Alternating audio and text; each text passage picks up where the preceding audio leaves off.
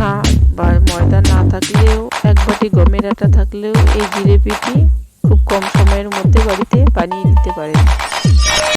1 বাটি আটা আর 1 বাটি গুঁড়ো দুধ আর সামান্য একটু বেকিং পাউডার দিয়ে ভালো করে মিশিয়ে নিচ্ছি।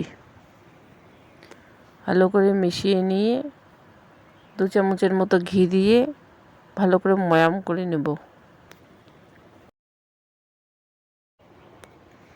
ভালো করে ময়াম দিয়ে নিয়ে যখন মুট করলে জড়ো হয়ে যাবে একটা দলার মতো, ভেঙে দিলেই যেন ভেঙে যাচ্ছে, এরকম অবস্থায় হয়ে গেলে ময়াম দেওয়া হয়ে যাবে। আর অল্প অল্প দুধ দিয়ে, লিকুইড দুধ দিয়ে আমি মেখে নেব। আপনাদের কাছে লিকুইড দুধ না থাকলে জল দিয়ে মেখে নিতে পারেন। শক্ত করে মাখানো যাবে না, এভাবে চিটচিটে ভাব করে মেখে নিতে হবে, না হলে জিলিপিগুলো শক্ত হয়ে যাবে, ভালো হবে না খেতে, রস ঢুকতে চাইবে না। মাখার পরে আমি ঢেকে রেখেছিলাম, এখন শিরা এদিকে বানিয়ে নিচ্ছি।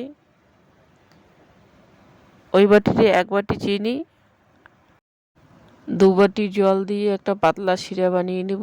চিনিটা গলে গেলে শিরা হয়ে যাবে। যতক্ষণ শিরা বানাতে আমার সময় লেগেছে ততক্ষণে আমি ঢেকে রেখেছি। আর লেচি কেটে নিয়ে অল্প একটু আমি লম্বা করে নিয়ে এভাবে জিলিপির প্যাঁচ দিয়ে নিচ্ছি। দেখুন আমার একটা বানা হয়ে গেছে। একই রকম করে সবগুলো বানিয়ে নিচ্ছি।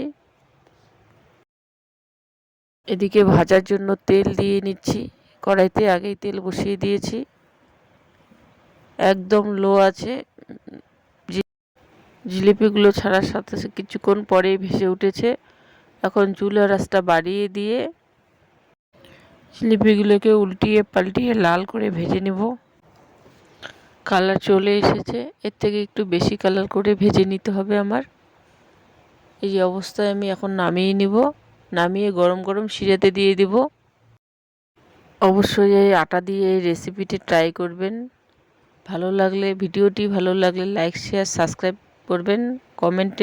অবশ্যই কমেন্ট করে জানাবেন।